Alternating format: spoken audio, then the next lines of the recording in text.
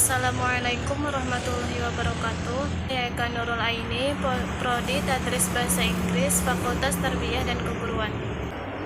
Di sini saya akan membacakan presentasi tentang materi kurban.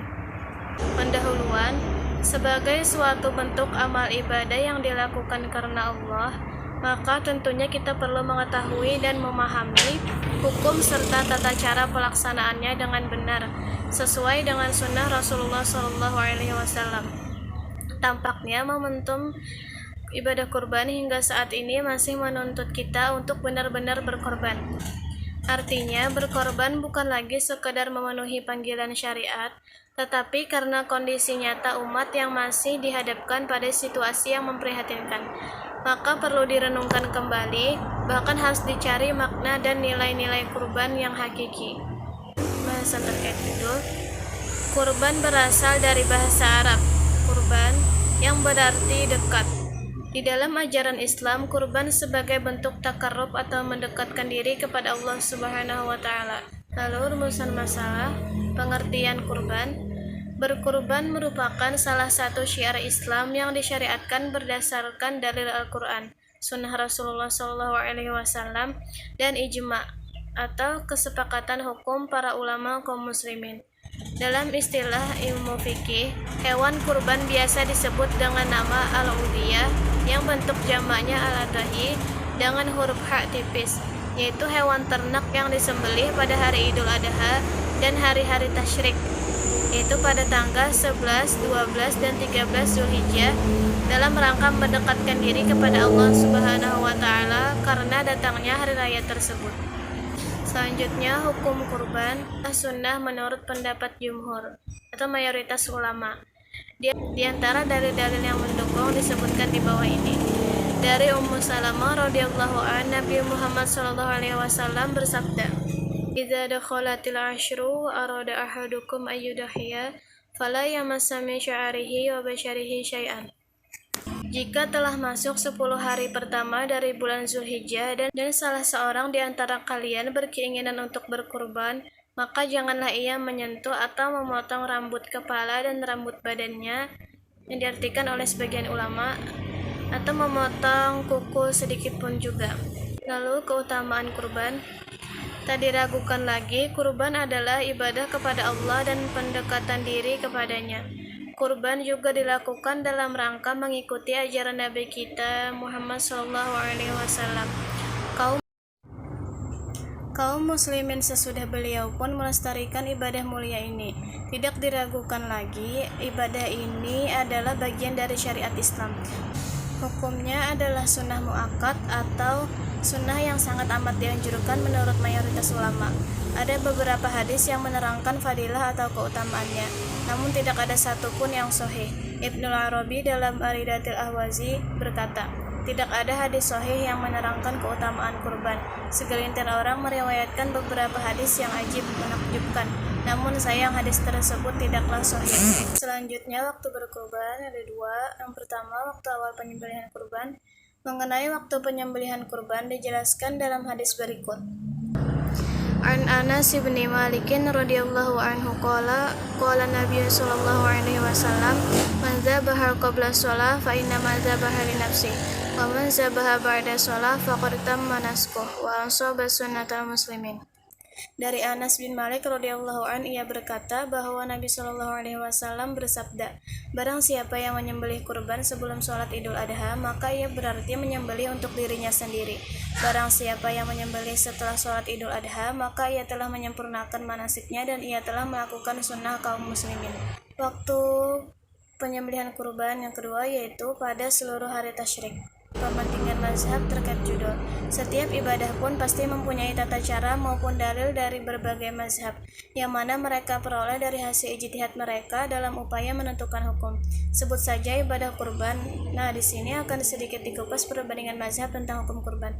Terdapat beberapa dalil yang berkaitan dengan hukum kurban, yaitu di dalam Quran Surah Al-Kautsar ayat 2 serta Quran Surah Al-Hajj ayat 34. Berikut ada 4 mazhab yang masyhur. Yang pertama, mazhab Hanafi. Menurut Imam Hanafi, berkurban itu wajib jikalau sudah memiliki kesanggupan untuk melaksanakan ibadah kurban. Maka jika sesungguhnya adalah ia sanggup tetapi tidak berkurban, maka hukumnya dosa. Nabi Muhammad SAW dalam hadis juga telah mengingatkan umatnya tentang perintah berkurban. Yang kedua, menurut mazhab Syafi'i, yaitu sunnah muakkadah, yaitu suatu ibadah yang jika dilakukan tentu berpahala di sisi Allah Subhanahu wa taala. Namun jika tidak dilakukan pun tidak akan berdosa. Namun perlu diketahui bahwa ibadah kurban dalam mazhab Syafi'i termasuk sunnah kifayah. Maksudnya adalah jika salah satu keluarga ada satu orang saja, misal suami yang berkurban, maka kesunahan kurban sudah gugur bagi istri dan anak-anaknya. Ini yang disebut dengan sunnah kifayah.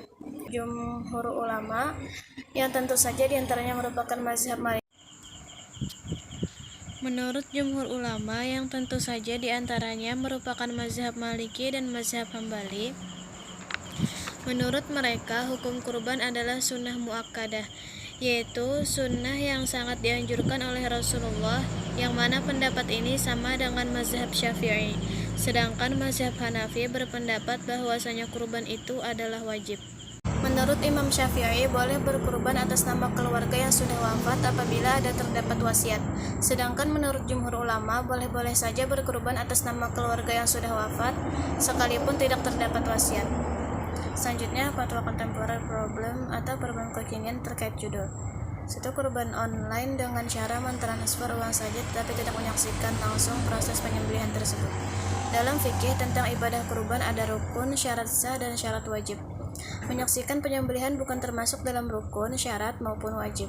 Menyembelih hewan kurban sendiri pun bukan termasuk rukun, syarat, maupun wajib, melainkan hal tersebut juga sunnah.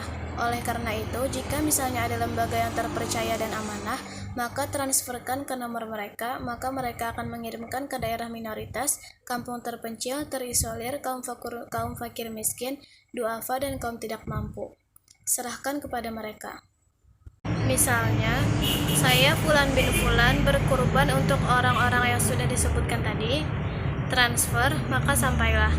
Adapun yang memotong kurbannya yang disebutkan tadi ada dua cara. Pertama, bisa saat dia memotong hewannya ketika mengucap lafaz menyembelih kurban beserta dengan menyebut atas nama orang yang berkurban tersebut.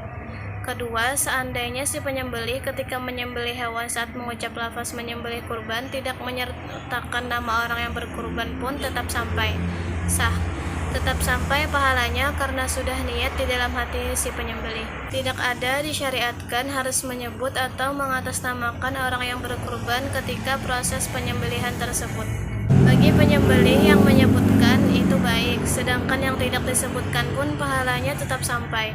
Maka dari itu, jangan ragu, jangan khawatir, jangan menganggap hal demikian tidak sah maupun tidak afdal. Justru itu bagus karena sudah berbuat untuk orang yang tidak mampu. Wallahu a'lam. Kesimpulan, ibadah kurban adalah ibadah menyembelih hewan ternak yang merupakan salah satu bagian dari syiar Islam yang disyariatkan dalam Al-Quran. Beberapa pendapat ulama menjelaskan bahwa kurban ini termasuk ibadah sunnah dan ada juga yang berpendapat wajib. Kurban adalah ibadah khusus yang diperintahkan di waktu yang khusus pula. Bila sebuah ibadah sudah ditentukan di waktu tertentu, maka ia merupakan ibadah paling utama di waktunya. Bukan ibadah umum. Pelaksanaan kurban dapat dimulai setelah matahari terbit pada hari raya kurban dan sudah melewati sholat duha. Waktu penyembelihan hewan kurban berlanjut hingga jelang terbenamnya matahari pada hari terakhir hari-hari tasyrik. Sejatinya makna kurban itu sendiri sudah berarti bahwa ibadah menyembelih hewan kurban adalah ibadah untuk mendekatkan diri kita kepada Allah Subhanahu wa taala. Niatnya haruslah ikhlas lillahi taala, bukan berkurban karena ria agar dipuji-puji sebagai orang kaya, orang dermawan, dan sebagainya. Sesungguhnya yang sampai kepada Allah Subhanahu wa taala adalah takwa kita, bukan daging atau darah kurban kita. Jadi hendaklah seyogianya bagi kita sebagai umat Islam melaksanakan ibadah berkurban dengan niat semata-mata karena menginginkan ridhonya Allah Subhanahu wa taala. Sekian pembacaan materi tentang kurban dari saya.